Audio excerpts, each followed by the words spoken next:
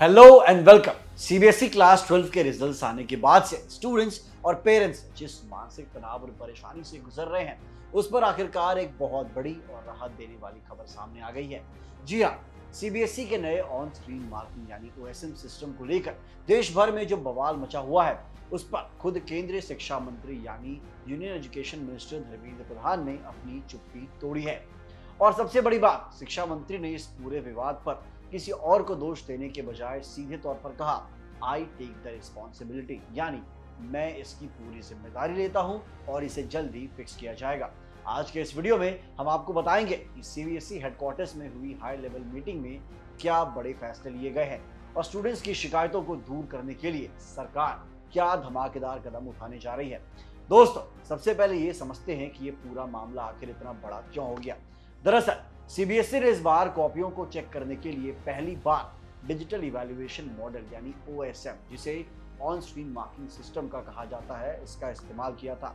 लेकिन जैसे ही रिजल्ट्स के बाद स्टूडेंट्स ने अपनी इवैल्यूएटेड आंसर शीट्स की स्कैन्ड कॉपियां देखने के लिए पोर्टल खोला, तो शिकायतों की बाढ़ सी आ गई। कई छात्रों ने शिकायत की है कि स्कैन्ड कॉपियां बहुत ज्यादा धुंधली यानी ब्लर्ड थी, कुछ आंसर शीट्स के पेज गायब थे, कई जगह चेक ही नहीं किया गया था। और हद तो तब हो गई जब कुछ स्टूडेंट्स के रोल नंबर पर किसी और छात्र की हैंडराइटिंग वाली आंसर शीट अपलोड हो गई। इसके साथ ही री इवैल्यूएशन फीस जमा करने के समय पोर्टल क्रैश हो रहा था और बार बार पेमेंट फेलियर की दिक्कत भी आ रही थी। अब बात करते हैं सिस्टम के स्केल की, जिसे खुद शिक्षा मंत्री ने आंकड़ों के जरिए समझाया। धर्मेंद्र प्रधान ने बताया कि इस बार करीब 17 लाख स्टूडेंट्स ने क्लास 12वीं की परीक्षा दी थी। उनकी कुल 98 लाख आंसर शीट्स को डिजिटली प्रिजर्व किया गया है, जो कि हर आंसर शीट में करीब 40 पन्ने होते हैं, तो कुल मिलाकर लगभग 40 करोड़ पेजेस को स्कैन किया गया है। शिक्षा मंत्री ने इस ओएसएम सिस्टम का बचाव करते हुए कहा कि ये एक बहुत बड़ी प्रोग्रेसिव, ट्रांसपेरेंट और स्टूडेंट सेंट्रिक सिस्टम है, जिसे दुनिया भर के बड़े बड़े इंस्टीट्यूट्स और देश अपना रहे हैं। लेकिन क्योंकि सीबीएसई ने इसे भारत में पहली बार लागू किया है, इसलिए शुरुआती दौर में कुछ कमियां और टेक्निकल ग्लिचेस सामने आए हैं। लेकिन जरा रुकिए, सरकार सिर्फ जिम्मेदारी लेकर शांत नहीं बैठी है। शिक्षा मंत्री ने छात्रों को भरोसा देते हुए 3 बड़े और बहुत ही जरूरी कदम उठाए हैं, जिन्हें आपको जानना बेहद जरूरी है। तो पहला बड़ा कदम है आईआईटी एक्सपर्ट्स की एंट्री। सीबीएसई के इस सॉफ्टवेयर को रिव्यू करने और टेक्निकल कमियों को दूर करने के लिए देश के टॉप इंस्टीट्यूट्स आईआईटी कानपुर और आईआईटी मद्रास के एक्सपर्ट्स को काम पर लगाया गया है। दूसरा बड़ा कदम है पेमेंट गेटवे का सॉल्यूशन। फीस पेमेंट के दौरान होने वाली फेलियर को रोकने के लिए फाइनेंस मिनिस्ट्री से बात करके देश के 4 बड़े सरकारी बैंकों SBI, Indian bank, bank of Baroda और कैनरा बैंक के पेमेंट गेटवे को सीधा सीबीएसई पोर्टल से जोड़ दिया गया है, ताकि अब पेमेंट स्मूथ हो सके। तीसरा और सबसे बड़ा कदम है no one will be spared. शिक्षा मंत्री ने साफ चेतावनी दी है कि अगर जांच में किसी भी लेवल पर जानबूझकर की गई गड़बड़ी पाई गई, तो चाहे वो सीबीएसई के अंदर का अधिकारी हो या बाहर की कोई कंपनी, या कोई भी बख्शा नहीं जाएगा। साथ ही सीबीएसई पहले ही कह चुका है कि जिन छात्रों से टेक्निकल गड़बड़ी के कारण ज्यादा पैसे कटे हैं, उनका रिफंड किया जाएगा। अब जहां इतना बड़ा मुद्दा है, वहां राजनीति ना हो, ऐसा हो ही नहीं सकता। इस पूरे मामले को लेकर विपक्ष के नेता राहुल गांधी ने भी सरकार को घेरा था और आरोप लगाया था कि सीबीएसई रिजल्ट्स में बड़े पैमाने पर हेरफेर यानी मैसिव टैंपरिंग हुई है। उन्होंने एक विवादित कंपनी को कॉन्ट्रैक्ट देने का आरोप लगाते हुए जुडिशियल इंक्वायरी और एसआईटी जांच की मांग भी की थी। बस इसी बात पर पलटवार करते हुए शिक्षा मंत्री धर्मेंद्र प्रधान ने कहा कि राहुल गांधी हमेशा डिजिटल इंडिया और देश की साइंटिफिक प्रोग्रेस का विरोध करते आए हैं। उन्होंने साफ किया कि ये कॉन्ट्रैक्ट भारत सरकार की प्रोक्योरमेंट नीति के तहत पूरी तरह नियमों के अनुसार दिया गया था। साथ ही सीबीएसई ने भी सोशल मीडिया पर उड़ रही अफवाहों को खारिज करते हुए साफ किया कि उनका लाइव इवैल्यूएशन पोर्टल पूरी तरीके से सेफ और सिक्योर है। जो यूआरएल सोशल मीडिया पर वायरल हो रहे हैं, वो सिर्फ एक टेस्टिंग साइट थी, जिसमें केवल सैंपल डेटा था। वीडियो के अंत में शिक्षा मंत्री ने सभी राजनीतिक दलों और लोगों से एक बहुत ही भावुक और जरूरी अपील की है। उन्होंने कहा कि राजनीति बाद में भी हो सकती है, लेकिन इस समय हमारी सबसे बड़ी प्रायोरिटी ये होना चाहिए कि इन होनहार स्टूडेंट्स का मेंटल स्ट्रेस और उनकी एंजाइटी को और ज्यादा ना बढ़ने दिया जाए। जल्द ही सीबीएसई क्लास 12 का रीवैल्यूएशन प्रोसेस सुचारू रूप से शुरू होने जा रहा है और सरकार एक एक स्टूडेंट की शिकायत को दूर करेगी।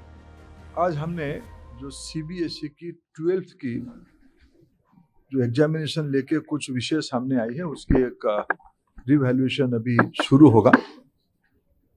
17 लाख विद्यार्थी परीक्षा दिए थे, उनमें से हर एक की जो कॉपी उन्होंने आंसर किया है, इससे 98 लाख कॉपी पे उनकी उत्तर सुरक्षित है। 98 लाख कॉपी यानी एक एक कॉपी में 40 पेजेस है। लगभग 40 करोड़ स्कैन कॉपी, जिसके ऊपर पहली बार सीबीएसई ने एक इवैल्यूएशन प्रोसेस किया, ओएसएम उसको कहा। ओएसएम एक प्रोग्रेसिव इंस्ट्रूमेंट है। भारत में अनेक यूनिवर्सिटी, अनेक इंस्टीट्यूशन और दुनिया की अनेक इंस्टीट्यूशन ओएसएम की ओर बढ़ रहे हैं। धीरे धीरे ये स्टूडेंट सेंट्रिक है, फॉर स्टूडेंट है।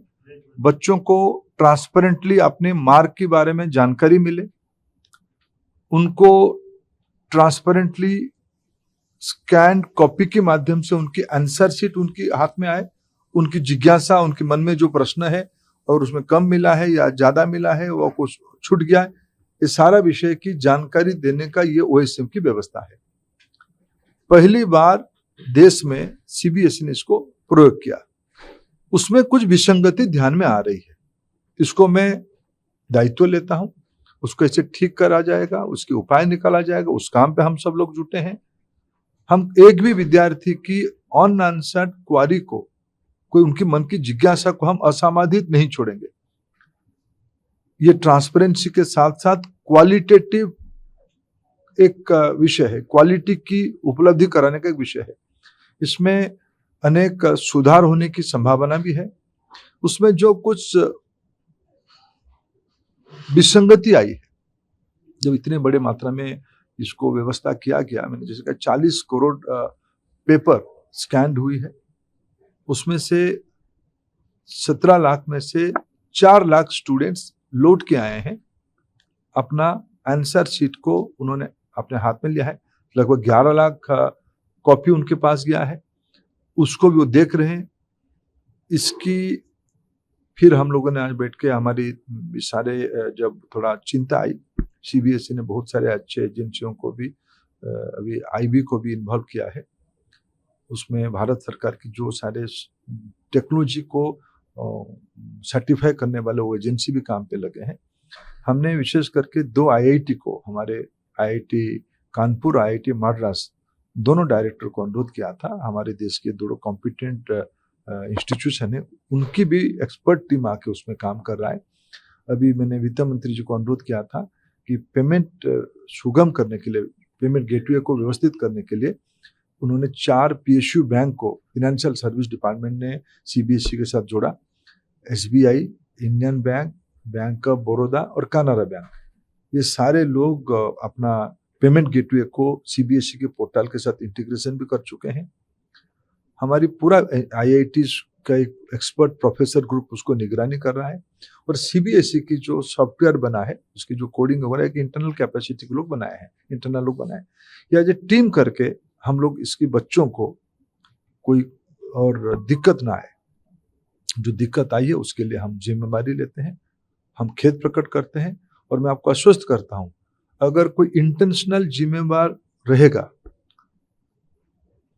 मैं सरकार की ओर से दायित्व लेकर रहा हूं, किसी को हम स्पेयर नहीं करेंगे। वो कितना भी बड़ा व्यक्ति हो, सीबीएसई के अंदर हो, सीबीएसई के बाहर हो, या सरकार के अंदर हो, हम सारे व्यक्तियों को, हम सब अकाउंटेबल है।